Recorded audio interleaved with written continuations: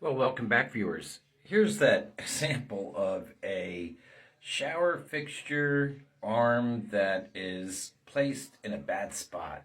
So you can imagine trying to put an escutcheon plate over this. There's not one on here because the one that was here was cut to fit around, leaving a very little grip below. And just, here's bad planning. So again, the reason why I moved the shower arm from downstairs, because that's not the finished look I'm looking for. So now we're back downstairs to do the drywall repair. Oh, and yes, remember the reason why we moved the outlets downstairs. Again, poor planning, requiring this rail to be cut around a plate, just because they didn't think to put this plate or this box a little further up here. Maybe it was important to them to have the rail at a certain height.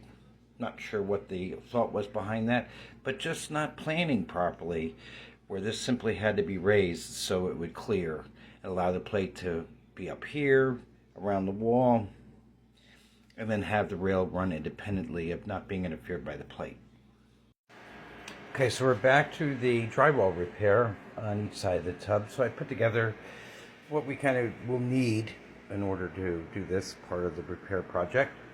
I have my leftover piece of drywall from moving down the shower arm. We're going to use that to do the repairs on each side of the tub. Now, typically, and the bathroom was initially done with moisture resistant, I don't have that.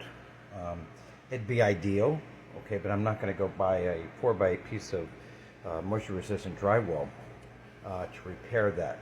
It won't be exposed, and I'll address the water problem that I described earlier, with it running through the water running through the channel outside the tub and damaging that drywall. Plus, it's going to be covered with wainscoting, so I think we'll be in good shape for that. So I've determined this height is 24 inches, and the width of them are varied, 8 inches versus 8.5. But if my memory serves me correctly, and in prior drywall applications, is if you just put the drywall, there's a tub flange here, by the way, for fastening the wall. And if you just put the drywall up to the tub, it'll end up tipping it out, creating a slant or bad finish. So there's two ways to address that. You can back cut the drywall so it lays over the top of the tub. I like cutting it up to the flange and then filling the gap between the tub walls and the drywall with compound, a hardening type compound, along with tape, and finish it off that way. And I think that's the approach I'm going to take. But before I can determine what size I'm going to need, I have to use the 24-inch height, cut this drywall out, which will be well above this seam here, get this out of here and see exactly what I have behind the wall. So we'll be back. Now I'm going to use my piece of pre-cut drywall to determine the height of the cut that I'm going to make up here. Okay, but I did go get myself a piece of scrap because you don't want the drywall to rest right on the floor, because that'll allow for wicking.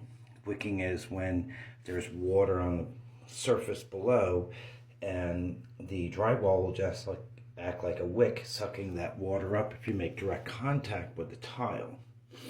Another reason why I kind of back the wall board off the side of the tub walls as well.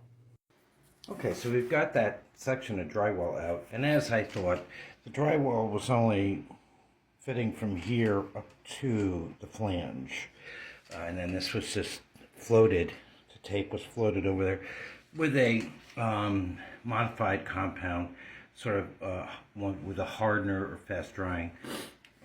Just it makes it more acceptable to be put on a thicker layer, and it dries fast. This just crumbles. You can see the mold. Okay, this is what happens when you have an issue and then you don't address it. Now, I'm not sure, if it's a design of the shower walls. This was being used for the shower curtain. We're going to be putting up shower doors. I think when these systems first came out, you did put a bead of sealant in here, which I think this has. But in today's models, I believe they don't do that or recommend it any longer. So you can see some mildew still in here. We're going to clean that up. But, a sealant placed in here, I think would be a good idea, because the water did travel along this channel for whatever reason and ran down this wall. Of course, like I said, the drywall just acted like a wick. And it was actually tucked in behind the tile, which it's, that's okay. They put the drywall up and then they put the floor in. But that the water that rested on the floor just wicked right up the drywall and rotted it. It only took it up a short distance, so it wasn't terrible. When I did, as I mentioned, how the bathroom started was it just turned into sanding some molding and trying to paint and patch.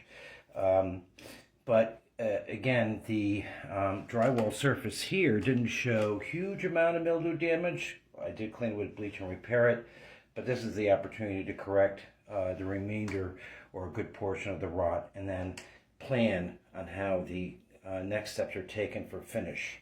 So we'll be back after we get this drywall on and we do the other side as well.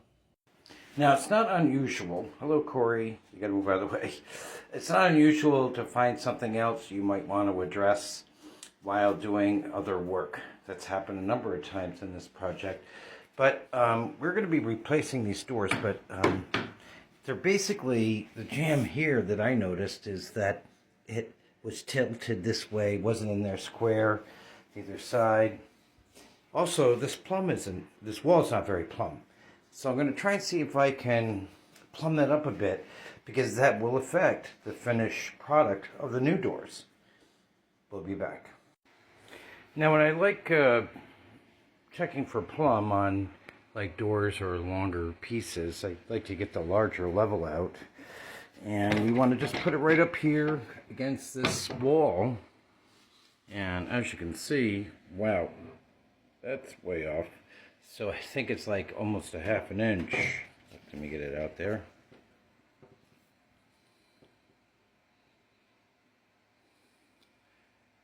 It's a good ½ inch or so.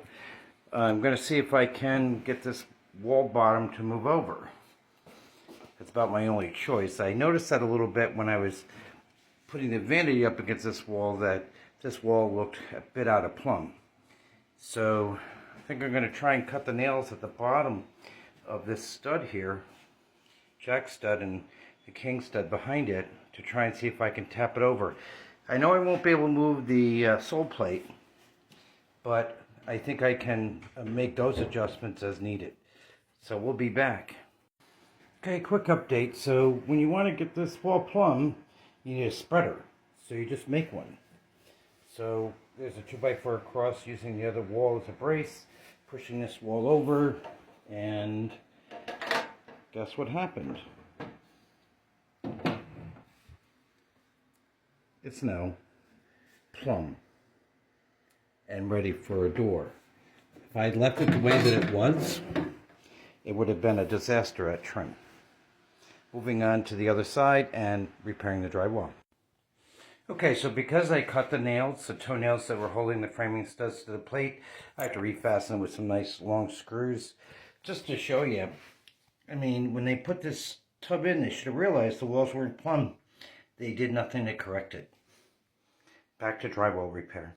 Okay, so we added blocking to the side for our wainscoting. It was fortunate enough they had it on that side. So now if you look at it, the framing makes the tub look like it was installed properly, because now it's plumb. So I'm going to pick up the remainder of this work right here in the next video, moving on to the next thing of the day. So I will catch you later. Thanks for watching.